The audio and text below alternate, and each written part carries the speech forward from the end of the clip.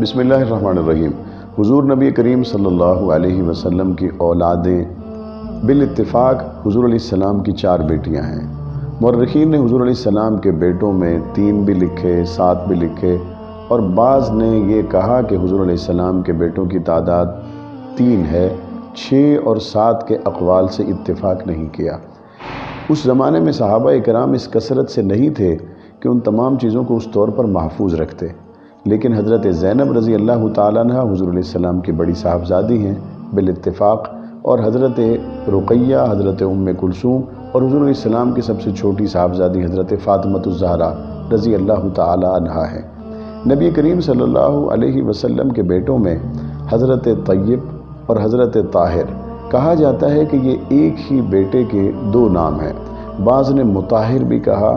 7 جنہوں نے بیان کیے انہوں نے نام بھی اس ترتیب سے ذکر کیے ہیں، لیکن حضور علیہ السلام کے بیٹوں میں حضرت قاسم، حضرت ابراہیم اور حضرت طیب، یہ 3 بیٹے حضور علیہ السلام کے اکثر مورخین نے لکھا ہے۔ حضور علیہ السلام کے بیٹوں میں جو سب سے آخر میں بیٹے پیدا ہوئے وہ حضرت ماریہ قبطیہ رضی اللہ تعالیٰ عنہ کے بطن اقدس سے پیدا ہوئے۔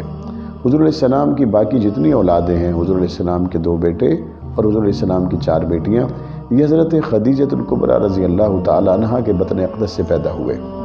حضرت ماریہ کے پیٹ سے مدینہ منورہ میں حضرت ابراہیم پیدا ہوئے، اور ان کی عمر تقریباً 14 ماہ تھی جب ان کا انتقال ہوا۔ حضور علیہ السلام کے بیٹے مکہ مکرمہ میں جب انتقال کر رہے تھے، اس وقت کافروں نے حضور علیہ السلام پر طنز کرتے ہوئے یہ کہا، محمد کریم کی اولاد نہیں رہی، اب ان کا نام بھی نہیں رہے گا، ان کی زندگی تک تو ان کی بات چلے گی، ان کے چلے جانے کے بعد ان کی بات ختم ہو جائے گی۔ اور قرآن مجید میں اللہ کریم نے انا اعطینا کل کوثر اسے نازل کیا۔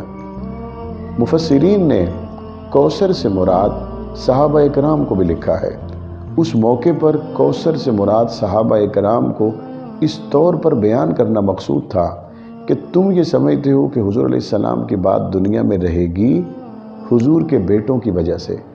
انا اعطینا کل کوثر، ہم نے صحابہ کرام جیسے بیٹے جو حضور علیہ السلام کو عطا کیے ہیں، یہ وہ ہیں کہ بیٹوں والوں کے نام مٹ جائیں گے، لیکن محمد کریم